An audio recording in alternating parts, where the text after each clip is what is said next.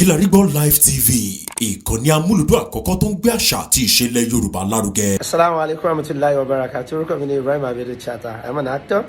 Mo wà ní ààfin kábíyèsí bàbá wa. Ikú bàbá yèyé Adéyẹmí ẹlẹ́ẹ̀kẹta. Ẹkùn ọmọ Òbírónkẹ́. Apẹ mọ́ tí bólógì nípa àlápọ̀. Mo wà wájú àwọn ayaba, àwọn àgbà ayaba. Mo wà mẹ́sìn. Wọ́n wá sọ ọ̀rọ̀ kan. Ó wá wùn mí kí ọ̀rọ̀ yìí káwọn èèyàn gbọ́n pa ọ̀rọ̀ yìí. Kábíyèsí ikú bàbá yèyé nígbà tí wọ́n máa breathe the last wọn. Èmi ti máa ń sọ ti pẹ́ spirit mi ló máa ń ṣe. Bàbá tóbi nínú ayé púpọ̀, èka ayé ni bàbá, everybody mọ̀ yẹn ní ilẹ̀ Yorùbá o àti ní Nàìjíríà, everybody mọ̀ yẹn. Eléyìí tí mo máa ń ṣe fídíò yìí fún nítorí oore kan tọ́lọ́run ṣe. Àkọ́kọ́ mo kàn rò pé bàbá kú nú oṣù yìí. Ìkẹ́ Ọlọ́run nìkan ni mo sọ̀kalẹ̀ nú oṣù yìí, everybody mọ̀ yẹn náà as Muslim. Nígbà tí mo dá àfin sìn, wọ́n ní ọ̀rọ̀ tí bàbá sọ last ni la ilaha illallah. Lẹ́ẹ̀mẹ́ta ni bàbá ṣe kálímọ̀, wọ́n ní bàbá wa sọ alhamdulillah lé lórí. Kí ló kù tẹ́ ń fẹ́? Alhamdulillah rabbil alamin. Àwọn àgbàgbà ya báyìí. Ẹ ṣé o. Kí lẹ ní bàbá pé kẹ́yìn ọ̀rọ̀ wọn? La ilaha illallah Muhammadu Rasulullah sallallahu alaihi wasallam. Àwọn tó dúró tí wọ́n tán fi kú wọ́n sọ fún wa àwọn rèé. Ayaba. Kí ni bàbá sọ last? Alhamdulillah bàbá ti wá kú dá o. Ẹ̀ṣọ́ rí yín, Ọlọ́run ló lóun ó ṣèdájọ́ ọba fúnra rẹ̀. Ẹ̀ṣọ́ rí yín. Gbogbo wa mọ monarchs, a mọ bí oyè ọba ṣe rí láfíríkà ń bí. Ọba máa jọba lórí gbogbo ìlú ẹ̀ ni. Ọba máa jọba lórí àwọn Christians, á jọba lórí àwọn oníṣẹ̀ṣe, á jọba lórí àwọn mùsùlùmí. Ó túmọ̀ sí pé ọba máa pé ìwọ̀ òun kálukú wọn. But Adéyẹmí ikú bàbá yèyé ọmọ Òbírónkẹ́ ó kú ní mùsùlùmí. Alhamdulillahi rabbil alamin. Jala ìlú àdúbà rẹ lọ́jọ́ tìní o. Allah àdúbà rẹ lọ́jọ́ tìní o. 99 orúkọ tó ń jẹ́ àfijúbà rẹ lọ́jọ́ tìní o. Àdúbà ogun tó dá ní òde ọ̀run. Àdúbà ogun tó dá lórí mẹ́rin àgbáyé. Àdúbà sọ́mọ̀ méje ilẹ̀ méje tí ayé jẹ́ kàndógún rẹ̀. Aláwọ̀ agbàdúbà wa o. Ẹjọ́ fẹ́ kí àtẹ̀yìn ṣèkọ́ ẹ̀dẹ́ fún bàbá wa. His Imperial Majesty. Gbogbo ẹ̀tọ́ wà lórí ìdókòwò dìde. Bàbá wa His Imperial Majesty. Ọba Lámídì Ọláyíwọlá Àtàndá Adéyẹmí the third.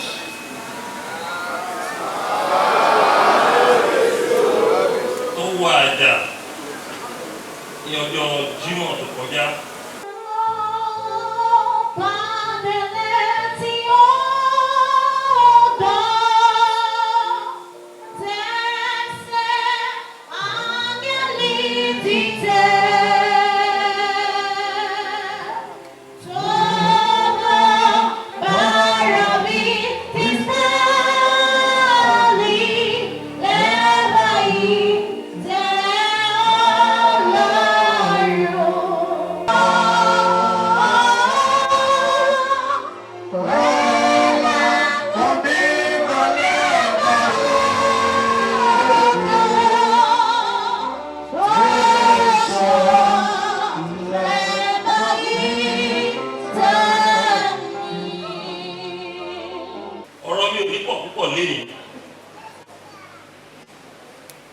Nítorí pé ìní òun ṣe ọjọ́ ọ̀rọ̀ púpọ̀.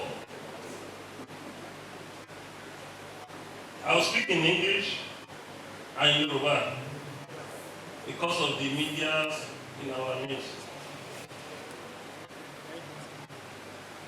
8th edition Ramadan lecture là ń ṣe lọ́jọ́ ti èmi. And àwọn kan máa ń rò wípé ṣé OPC tẹ̀ wọ́n lọ́rùn nítorí pé a máa ń gbé àṣà àti ṣe Yorùbá ga ẹlòmíì ti narrow thinking wípé ìjẹ́ OPC mọ́ Ọlọ́run nítorí pé a gbàgbọ́ wípé gbogbo tí Ọlọ́run dá dáradára ni ẹlòmíì wá rò wípé nítorí pé OPC bìlì lórí oògùn ìbílẹ̀ àgàgà láti fi defend ara wọn lójú ogun ẹlòmíì bìlì wípé torí pé a gbà pé ewé wúlò OPC Ọlọ́run kò rò pé àwọn ọmọ kéékèèké bá ń ṣe yìí ajẹ́kóyè wọn wípé ọ̀pọ̀lọpọ̀ kan tó ń lọ sí mọ́ọ̀sì ní gbogbo ìgbà ọ̀pọ̀lọpọ̀ kan tó ń lọ sí ṣọ́ọ̀ṣì ní gbogbo ìgbà OPC gbàgbọ́ nínú Ọlọ́run jù wọ́n lọ.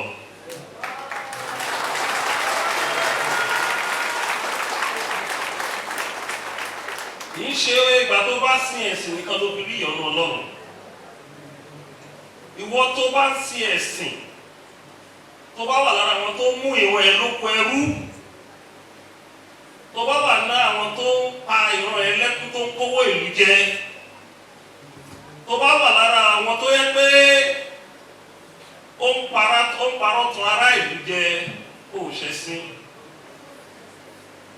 ó ṣẹ̀sìn ṣùgbọ́n ẹni tí ò gbẹ́sìn lórí tó ṣe moderately tó ń defend àwọn ìran ẹ̀ tó ní kí wọ́n má mú wọn lóko ẹrú tó jẹ́ pé ibi tí àwọn adigunjalè àwọn oníwà búburú bá ti fẹ́ wọ ìlú àbí agbègbè ẹ̀ òun ló ń dí wọn lọ́wọ́ tí ò jẹ́ kó ṣẹlẹ̀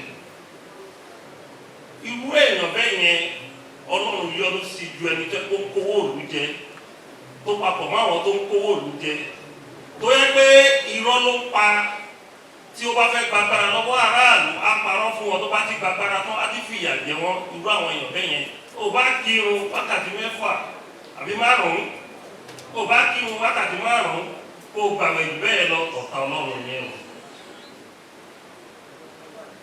o lè tán èèyàn ó lè tán Ọlọ́run àtàbá ń sọ̀rọ̀ ẹ̀sìn ta ló wo iye ẹ̀sìn tó wà lórí igun mẹ́rin àgbáyé má sọ wípé torí pé ẹni yóò ṣe ẹ̀sìn mi kò lè rí ìyọ́nú Ọlọ́run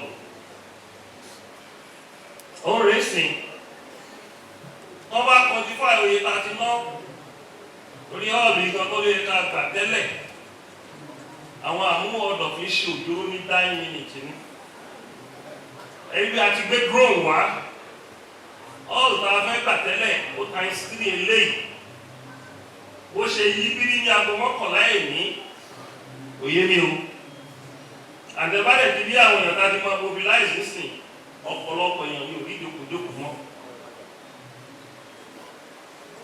ọ̀tọ̀ ní strength ọ̀tọ̀ fi wò wá lórí platform ọ̀tọ̀ ní ọ̀tọ̀ gbé yọ láago 11 nítorí pé a mọ̀ wípé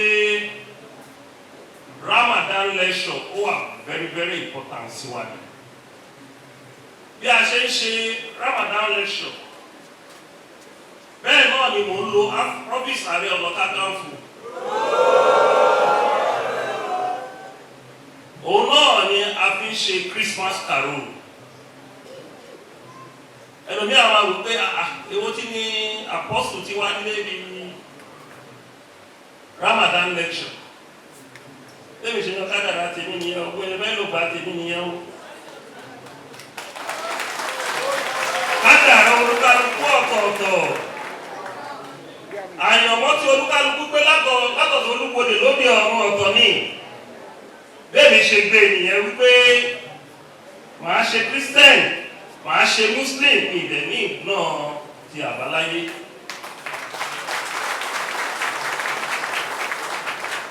àti Christian o àti Muslim o ọmọ ìyá kan náà ni wọ́n ẹ bá lọ follow history Christian ló kọ́kọ́ wà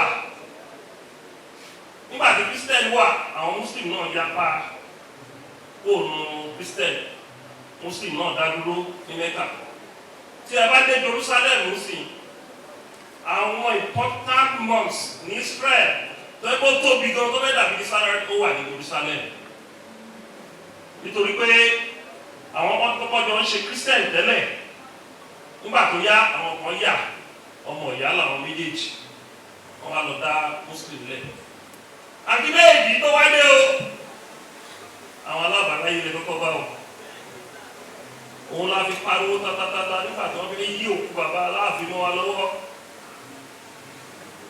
at the end of the day tá àbájẹ́ tó gba àbáyé ká correct impression yẹn àwọn èèyàn máa ní kí ni Ààrẹ Ọ̀nà Kakanfò ń wò tó wà ní cabinet Aláàfin wọ́n fi sin odidi ọba tí ń gbàdọ̀bálẹ̀ ọba tí ń gbà yíra ọba wọ́n fi ẹ̀sìn sí ọ̀tọ̀ ní tradition ọ̀tọ̀ ní religion ọ̀tọ̀ ní culture mẹ́rẹ̀ẹ́ta yàtọ̀ síra wọn tí àfáà bá wà ní mosque òun lọ́ba mosque o tí ọba bá dé ibi tí lè mọ́mù bá wà tí máàmù bá wà ọba ò ní lọ jókòó síbẹ̀ o torí òun ni ọba inú mosque yẹn òun ni authority mosque yẹn ibi tí ìmáàmù bá ní kó jókòó sí òun ló máa jókòó sí ọtí ìmáàmù bá dé ààfin ìlú ibi tó bá ní kó jókòó sí ibẹ̀ ló máa jókòó sí Ọlọ́run ò ṣe mistake ètò ti wà látàyè ìwáṣẹ̀ nígbà tá a fẹ́ máa dàrú pé ayé ti lajú bẹ́ẹ̀ ṣe ní ayé ti lajú ẹ fẹ́ máa change ẹ̀ ní nǹkan burúkú ṣe ń ṣẹlẹ̀ bẹ́ẹ̀ ṣe ní ayé ìfẹ́ lajú ẹ fẹ́ máa change ẹ̀ nǹkan tí ò ń ṣẹlẹ̀ nílẹ̀ Yorùbá ó bẹ̀rẹ̀ sí ń ṣẹlẹ̀ nítorí pé inú bí àwọn alálẹ̀ ó bẹ̀rẹ̀ yín Muslim cleric wa ó fi Ànábì Muhammad bẹ̀yìn ó fi aláwọ̀ bẹ̀yìn ẹ má jẹ́ ká fi ẹ̀sìn wọ traditional institution èmi gbà wípé tó bá ṣe gbogbo ètò right traditional institution tó bá di ọjọ́ mẹ́jọ àwọn Muslim tó bá gbé Muslim lọ́ba yẹn wọ́n lè ṣe àdúrà fún ní palace láti fi ọ̀nà ẹ̀ tó bá gbé Christian lọ́ba yẹn àwọn family àtàwọn olóyè wọ́n lè lọ ṣọpẹ́ ní ṣọ́ọ̀ṣì ọ̀tẹ̀ jẹ́ kí àwọn alábàáláyé wọ́n ṣe nǹkan tó yẹ kí wọ́n ṣe Ọlọ́run bẹ bíi tàtijọ́ àwọn aláàfẹ́ sin bàbá bíi tàtijọ́ balẹ̀ gbogbo wọn tó jẹ́ Muslim wọ́n bá àwẹ̀ torí ó ní ìsẹ́ra yẹn ó ní agbára tẹ́wọ̀n máa fi gbà ní 30 days yẹn oṣù yẹn oṣù mímọ́ ni oṣù yẹn oṣù alálùbáríkà ni àjẹkẹ̀yìn cleric tẹ́lẹ̀ mọ̀ pé mi ò ṣe àtakò ẹ̀sìn kankan mi ò dẹ̀ ṣe àtakò orísun mi bí ò jẹ́ pé mo fẹ́ jẹ́ kí bí ilẹ̀ Yorùbá ṣe rí kó rí bẹ́ẹ̀ kó lè tùbà kó lè túṣẹ ní ìgbà tí mo fẹ́ jẹ Ààrẹ Ọ̀nà Kakanfò mo lọ fún múra nígbà tí mo lọ fún múra èmi àti Sẹ̀míù lájọ lọ́gbà yẹn àdúrà tí mo gbà ní mẹ́ta lọ́gbà yẹn ará jùlọ àìmú lọ sí múra nǹkan ẹ̀kọ́ tí mo ń béèrè lọ́wọ́ Ọlọ́run nígbà yẹn ni pé aláwọ̀ yẹn rí Ààrẹ Ọ̀nà Kakanfò yìí jẹ ó lè bọ́ sí ìkọ́kọ́ tí mo béèrè lọ́wọ́ Ọlọ́run nìyẹn ó lè bọ́ sí so láti fi mọ̀ yí pé mi ò fi Islam ṣeré ṣùgbọ́n bá àṣẹ fi Islam ṣeré ẹ má destroy traditional institution ẹ má jẹ́ kí ìkan pa akọ́ lára tí bàbá bá bí ọmọ márùn-ún tí bàbá yẹn bá jẹ́ bàbá tó ní òye tí ò fẹ́ bẹ̀ yín ẹ̀jẹ̀ kó má fi ọmọ kan pa ọmọ kan lára bákan náà ni pé kí a má fi kírísítẹ́nì pa traditional institution lára gbogbo ẹ̀ ló wà important iṣẹ́ tí olúkálukú fẹ́ ṣe ọ̀tọ̀ọ̀tọ̀ ni ẹ wò ó sì ẹ̀yin la wà ní high table àwa la wà ní down table rẹ̀ ilẹ̀ nìyí.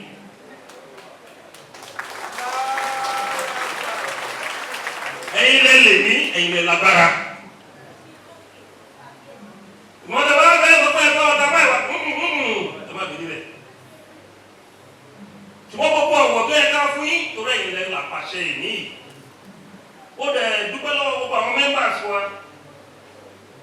mo rí pé Ramadan lẹ́sọ̀ yẹn ọdún yìí ó pọ̀ mo monitor ẹ̀ lórí social media. mo ti rí àgbàdo òkè odò tó ti ṣe é mo ti rí tìrẹ́ kàdé kó ti ṣe é, mo ti rí etí ọ̀sà tó ti ṣe é, mo ti rí ibà tó ti ṣe é, mo ti rí Kwara state tó ti ṣe é, àwọn Ọ̀yọ́ state wọ́n plan wọn lọ́wọ́. Ó kú ẹ̀ ló ní ládá, aṣiwèrè ló sọ fọ́lọ́run ò sí. Wọ́n ní nǹkan ní odi mẹ́ta inú obìnrin. Tá a bá jọ àdúrà Kristẹni pọ̀, tá a jọ ti Mùsùlùmí mọ́, tá a fi àbáláyé mọ́, àárọ̀ náà lọ. Wọ́n ò rí níbi kan gbà wọlé fún wa nígbà tá a bá dákẹ́ nígbà Mùsùlùmí tá a bá gbàwẹ̀, táwọn tá a bá lọ gbàwẹ̀ tó fi àkáàkì wá tọ́. Wọ́n bá ṣe ń gbá tí wọ́n, àwa máa gbá tiwa. Àkáàkì ò ní lè wọlé lọ́dọ̀ wọn. Ìgbà tí Kristẹni náà wọ́n máa gba bíi 10 or 15 o. Èmi oúnjẹ mélòó ni oúnjẹ tí mi lè gbà lọ? Mi ò mutí, mi ò mu sìgá. So kí ló wá ṣe tí mi lè gbà lọ? Tó bá dẹ̀ jókòó náà, a máa mójú kúrò náà náà.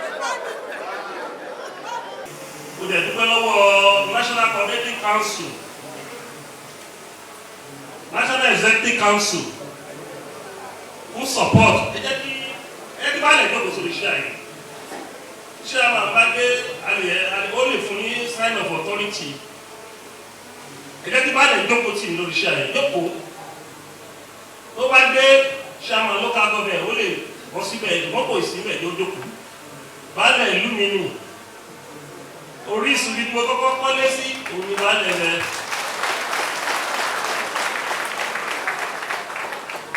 So mo dúpẹ́ lọ́wọ́ bóyí fún cooperation mo dẹ̀ dúpẹ́ lọ́wọ́ yín pé standard ti ẹ mú lọ́dún yìí we believe tó bá máa di next year a very big hall ní Ìkẹjà láti máa ṣe Ramadan lecture.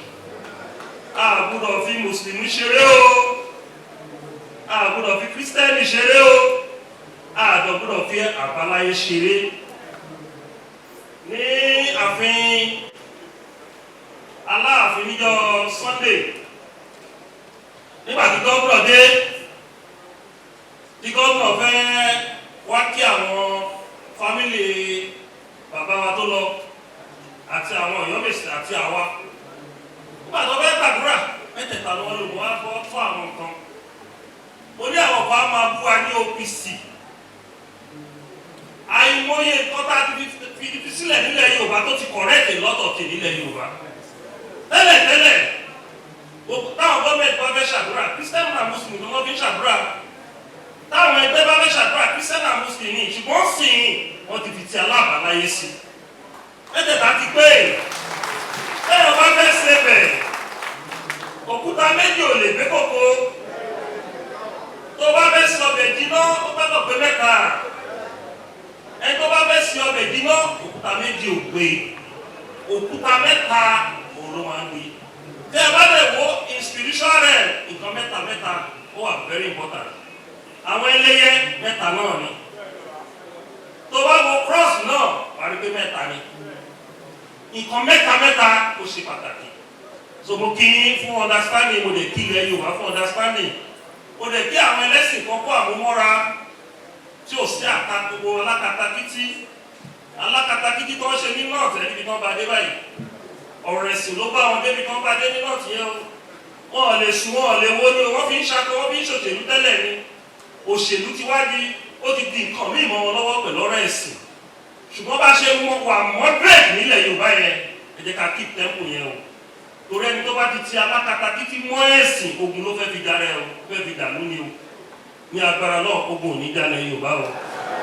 From the publication is 8th edition of Ramadan lecture. In our organization, we always respect the three major religions. And I'm a Muslim by birth.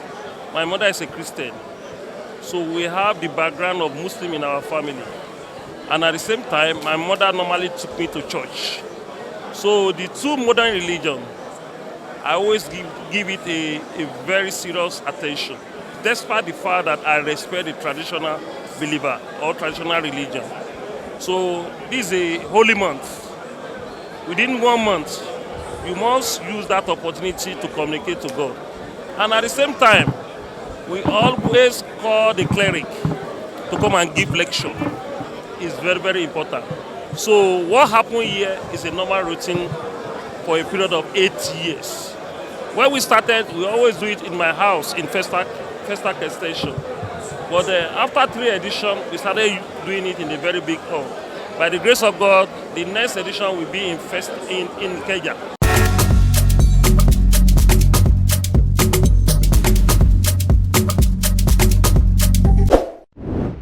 Kilarigbo Live TV, ìkànnì amúlùdún àkọ́kọ́ tó ń gbé àṣà àti ìṣẹ̀lẹ̀ Yorùbá lárugẹ. Atagbantagba lóde tagbangba ló ti pápá tó ní kí ló ní tagbangba ó ṣe. Àwọn gbàǹkọ́gbì alárinrin ètò ọ̀dọ́ wa ló sodo sí. Mo lè má lè sọ òyìnbó púpọ̀ but nínú Yorùbá tí mò ń sọ àwọn kan yọ Yorùbá ń bẹ̀.